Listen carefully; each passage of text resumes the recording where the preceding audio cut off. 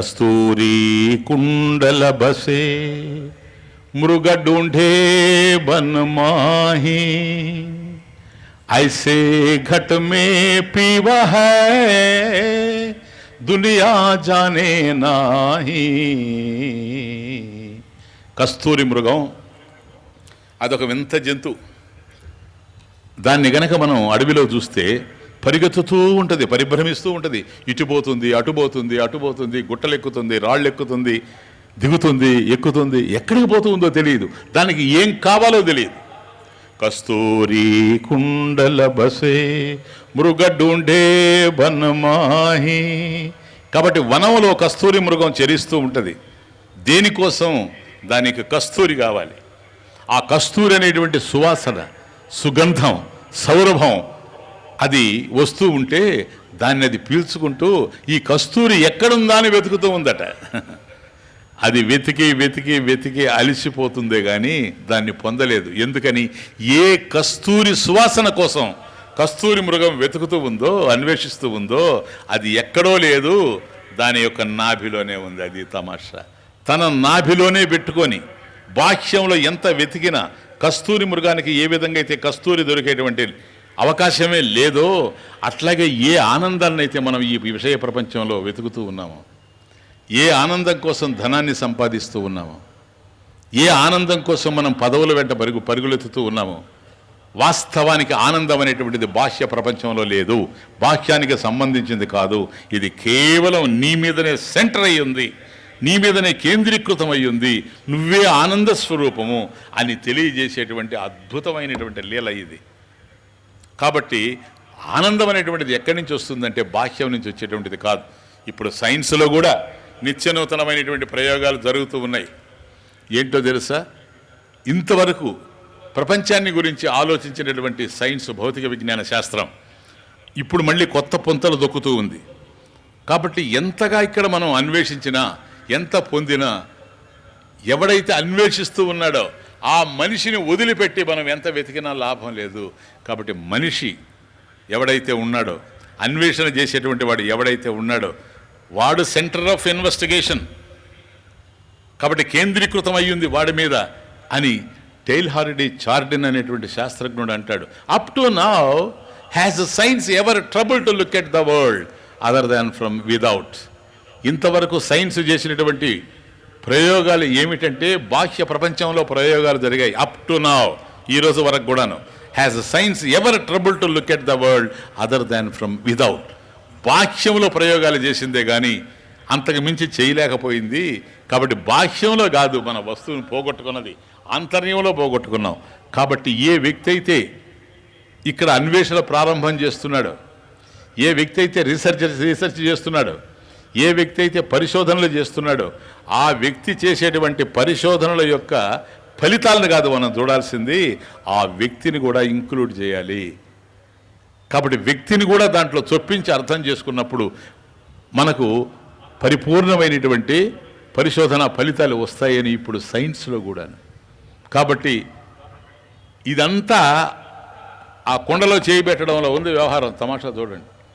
మనం దీన్ని కారలేట్ చేస్తున్నాం కానీ, మనం దీన్ని సమన్వయపరుచుకుంటూ పోతున్నాం కానీ ఈరోజు భౌతిక విజ్ఞాన శాస్త్రంతో వాస్తవానికి ఏ ఆనందాన్ని అయితే మనం అభిలషిస్తూ ఉన్నామో, ఏ ఆనందాన్ని అయితే పొందాలనుకుంటున్నామో అది మన హృదయంలో ఉన్నదే కానీ మరొక చోట కానే కాదు.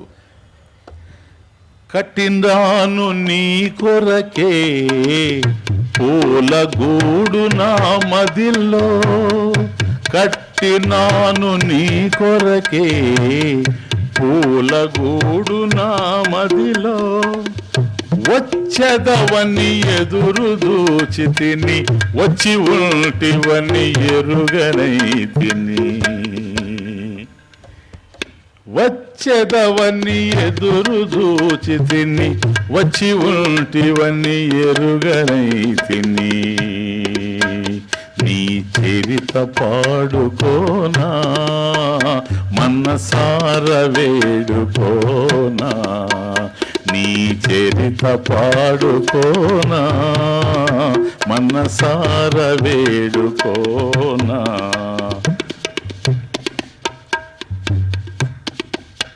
నా శ్రమలు తీరిపోగా తొలి భ్రమలు పారిపోగా, నా శ్రమలు తీరిపోగా తొలి భ్రమలు పారిపోగా, నీ చరిత పాడుకోనా మనసార వేడుకోనా, నీ చరిత పాడుకోనా.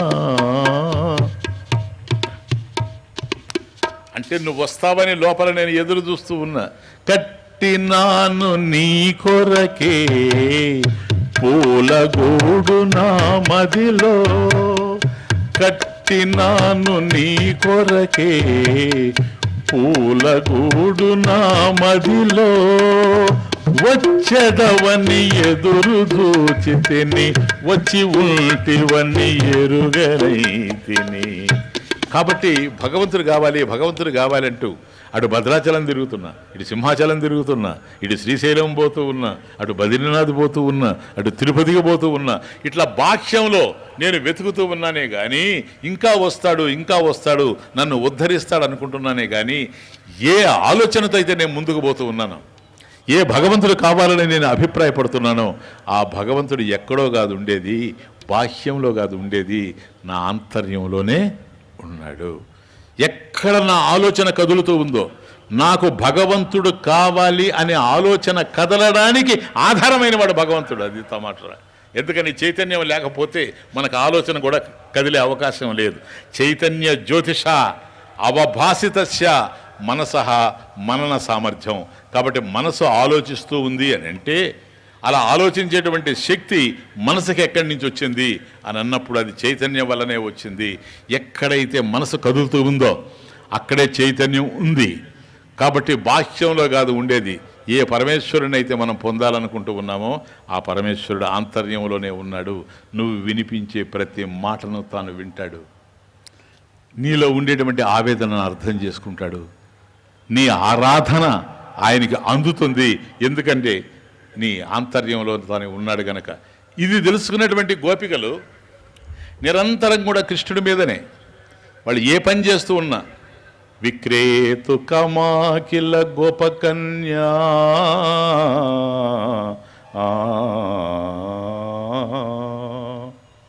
విక్రేతు కమాకిల గోపకన్యా మురారి పదార్పిత చిత్తవృత్తి దధ్యాదికం మోహవశాదవోచత్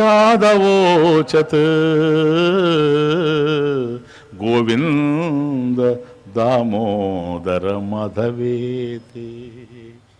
ఇది గోపికల యొక్క ఆంతర్యానికి అద్దం పడుతుంది. ఇది ఏంటో తెలుసా? విక్రేతు కామాకిల గోపకన్యా మురారి పదార్పిత చిత్తవృత్తి. కాబట్టి గోకులం నుంచి పాలు పెరుగు నెయ్యి ఇవన్నీ కూడా తీసుకొని ఆ కడవలంతా కూడా తల మీద పెట్టుకొని అమ్ముకోవడానికి మధురకు బయలుదేరి వెళ్తారు గోపికలు. తీరా అక్కడికి వెళ్ళిన తర్వాత ఇప్పుడు పూర్వం వేరు. పూర్వం పాలు పెరుగు అని అమ్మేవాళ్ళు. ఇప్పుడు మారిపోయిందట. ఎందుకని తెలుసా? కృష్ణుడు వచ్చాడు గనక వాళ్ళ మనసంతా కూడా ఆయన మీదనే లగ్నమైపోయింది. కాబట్టి విక్రేతు కామాకిల గోపకన్య మురారి పాదార్పిత చిత్తవృత్తి. కాబట్టి వాళ్ళ మనసుల్లో ఉండేటువంటి ఆలోచనలన్నీ కృష్ణుడి మీదనే లగ్నమైపోయిండాయి గనక కృష్ణుడి మీదనే వాళ్ళ ధ్యాసంతా ఉంది. కాబట్టి ఇప్పుడు పాలో పెరుగో వెన్నో అని పిలవాల్సినటువంటి వాళ్ళు అట్లా పిలవడం లేదట. గోవింద దామోదర మాధవ ఇతి. అది గోవిందుణ్ణి కొంటారా మాధవుణ్ణి కొంటారా అని అడుగుతూ ఉండారట. ఎంత విచిత్రమైనటువంటి విషయం! గోవిందుడిని అమ్ముతారా వాళ్ళు? పరమేశ్వరుని అమ్మేటువంటి వాళ్ళ? ఏమో అమ్ముతారేమో నాకు అనిపిస్తుంది. ఎందుకని? ఆయన వాళ్ళ సొత్తు, వాళ్ళ ప్రాపర్టీ.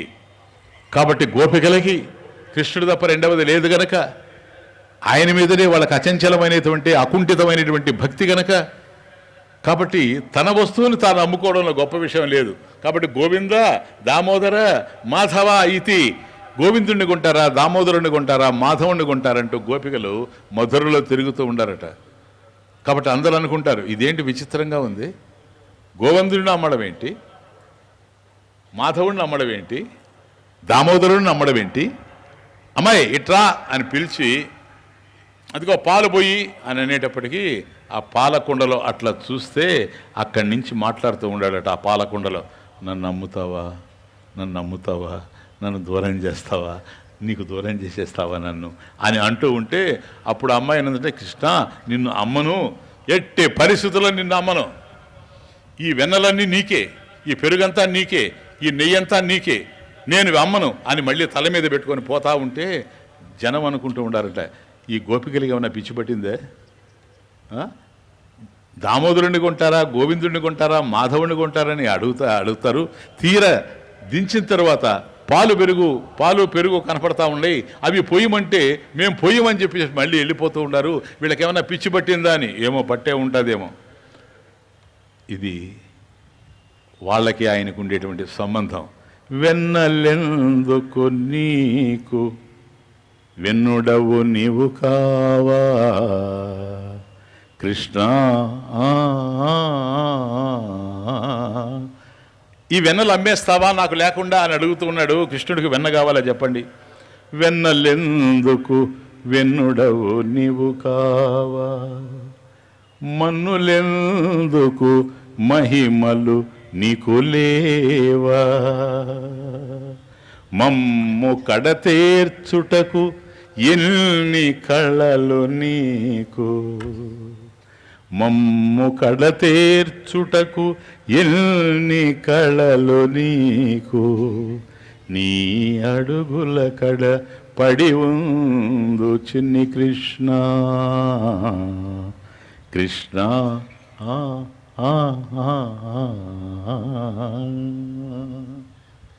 ఇదంతా కూడా మనల్ని ఉద్ధరించడానికి.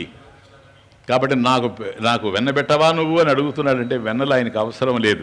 కాబట్టి నీ దగ్గర ఎంత త్యాగం ఉందో అది చూడడం కోసమే కానీ మరొకటి కానీ కాదు. పోతనామాత్యుడు ఆడంజని వీరల పెరుగోడక నీ సుతుడు ద్రావి, ఆడంజని వీరల పెరుగోడక నీ సుతుడు ద్రావి,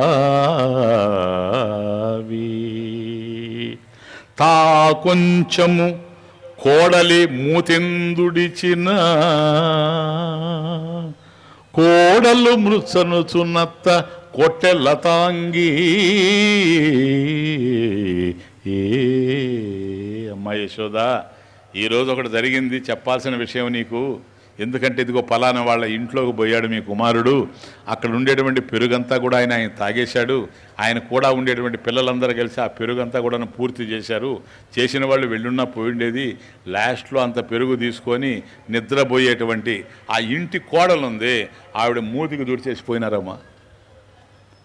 ఎప్పుడైతే మూతికి దుడిచారో ఉదయాన్నే అత్త లేచి ఆ కుండల దగ్గరకు పోయి ఆ కడవలను చూసుకునేటప్పటికి లేవు.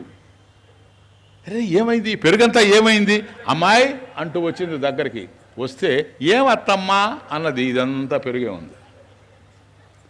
అప్పుడు అన్నది, ఏమే నీకు నేనేం పెరుగు పెట్టనన్నానా, కాబట్టి నన్ను నలుగురిలో ఈ విధంగా భ్రష్టు చేయాలనే కదా నువ్వు, కోడలకు పెట్టడం లేదు అత్త అని నలుగురు అనుకోవాలని నువ్వు చేసేది. మరి నీకింత పెడుతున్నా ఏం చేశానా అత్తమ్మ అని, నీ ముఖం చూసుకో, నీ మూతి చూసుకో, ఎందుకని అదంతా పెరుగుంది.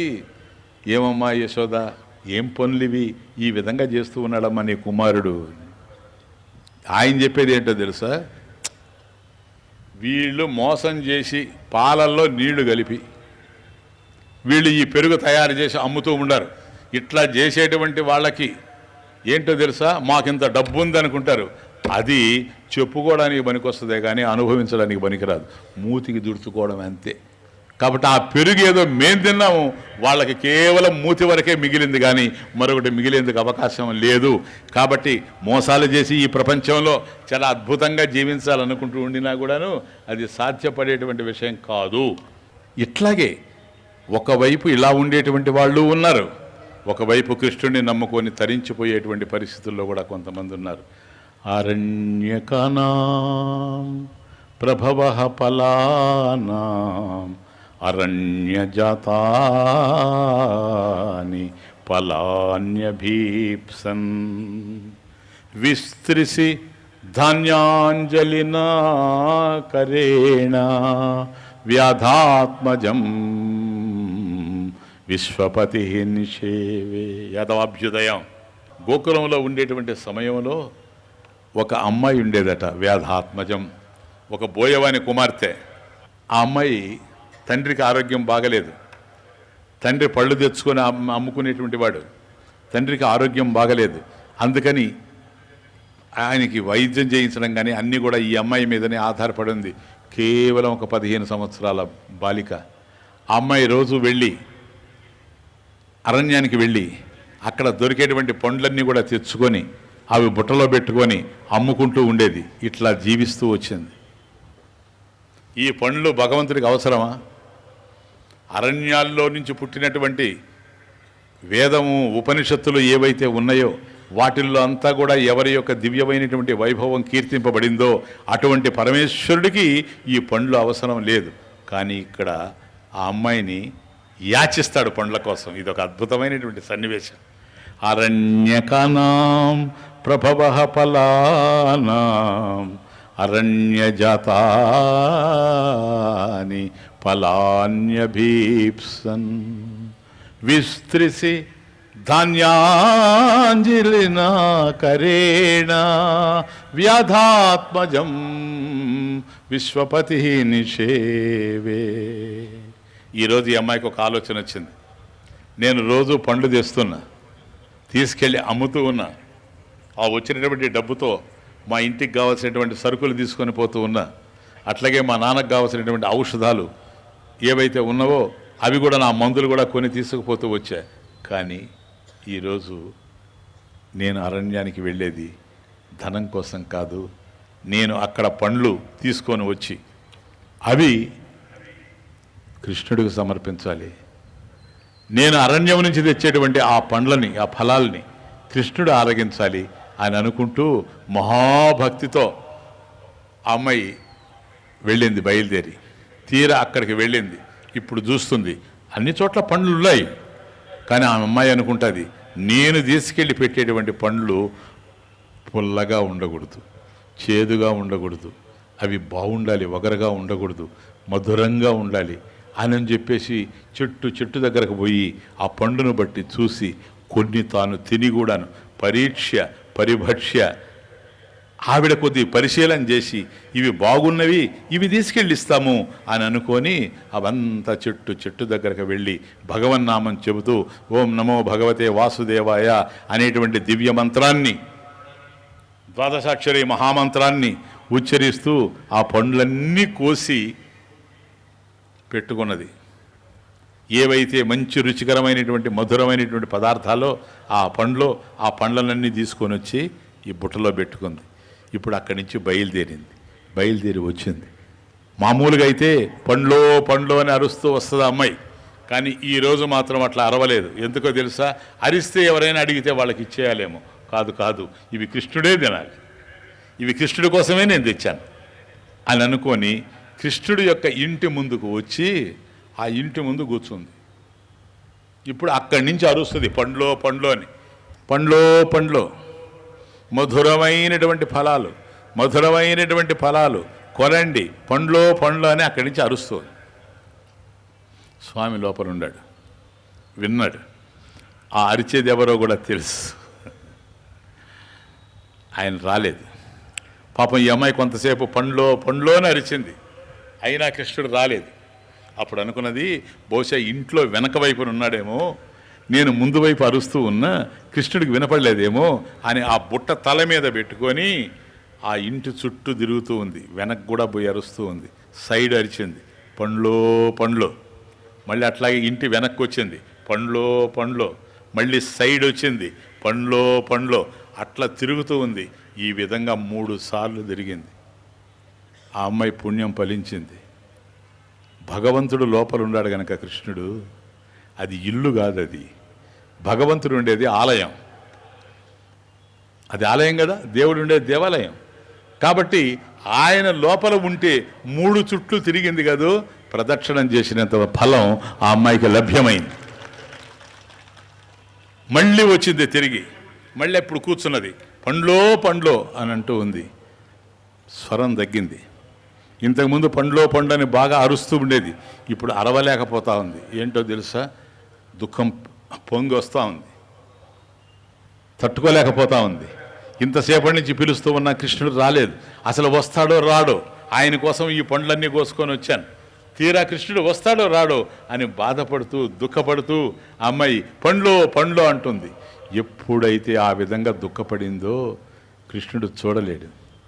ఆయన కోసం ఎవరైతే కన్నీళ్లు పెట్టుకుంటారో, ఆయన కోసం ఎవరైతే వ్యధ చెందుతారో, శ్రీకృష్ణుడి కోసం ఎవరైతే ఆవేదన పొందుతారో అటువంటి వాళ్ళ యొక్క ఆర్తిని గ్రహించి గుర్తించి వెంటనే వాళ్ళ వైపుకు వచ్చేవాడు. ఎందుకని ఆయనకి తెలుసు, భక్తికి దేనికి భగవంతుడు లొంగడు, భక్తికి ఒక్కదానికే లొంగుతాడు.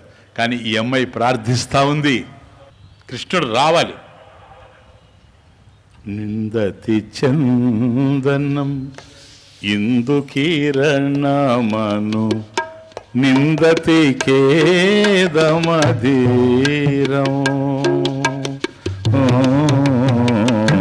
నిందతి చందనం ఇందు కిరణమను నిందతి ఖేదమధీరం వ్యాళ నిలయ మిళనే నగరళమివా